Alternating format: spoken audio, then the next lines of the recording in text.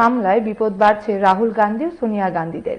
তারই প্রতিবাদে সারা দেশ জুড়ে বুধবার ইডি দপ্তরের সামনে বিক্ষোভ প্রদর্শন করে কংগ্রেস। রাজ্যের মূল কর্মসূচি হয় আগরতলায়।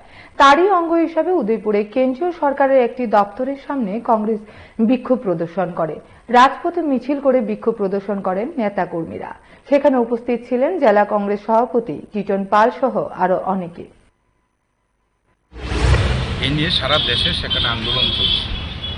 আরেকদিকে আমাদের কংগ্রেস নেতা, লোকসভার বিরোধী নেতা রাহুল গান্ধী এবং আমাদের নেত্রী সোনিয়া গান্ধীর বিরুদ্ধে এটা গভীর ষড়যন্ত্র চলছে।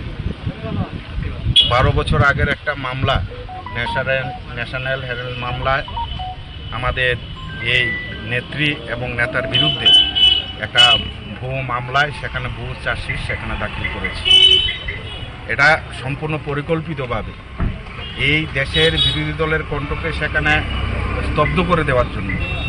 আপনারা সবাই জানেন ন্যাশনাল হেরাল্ড একটা পত্রিকা স্বাধীনতার আগ থেকেই সেখানে গণতান্ত্রিকভাবে এই দেশের মানুষের সেখানে স্বাধীনভাবে সেখানে কথা বলেছে। সেই পত্রিকা দপ্তরকে সেখানে বাজেয়াপ্ত করা হয়েছে। এই সমস্ত ঘটনা আপনারা জানেন যে দেশের মধ্যে একটা আর্থিক দিক থেকে একটা চরম বিশৃঙ্খলা চলছে। তার প্রতিবাদে সারা দেশে যখন রাহুল গান্ধীর নেতৃত্বে সেখানে কংগ্রেস যখন ঐক্যবদ্ধভাবে সেখানে লড়াই শুরু করেছে ভারতীয় জনতা পার্টির অগণতান্ত্রিক সরকারের বিরুদ্ধে, সেখানে বিভিন্ন মিথ্যা মামলায় সেখানে কখনো ইডি কখনো সিবিআই দিয়ে বিরোধী দলের কণ্ঠকে স্তব্ধ করার জন্য ষড়যন্ত্র করছে। তার প্রতিবাদে আজকে সারা দেশব্যাপী সর্বভারতীয় কংগ্রেস কমিটির আহ্বানে সারা দেশের প্রত্যেকটা রাজ্যে ইডি এবং সিবিআই দপ্তরের সামনে সেখানে ধর্ণা চলছে।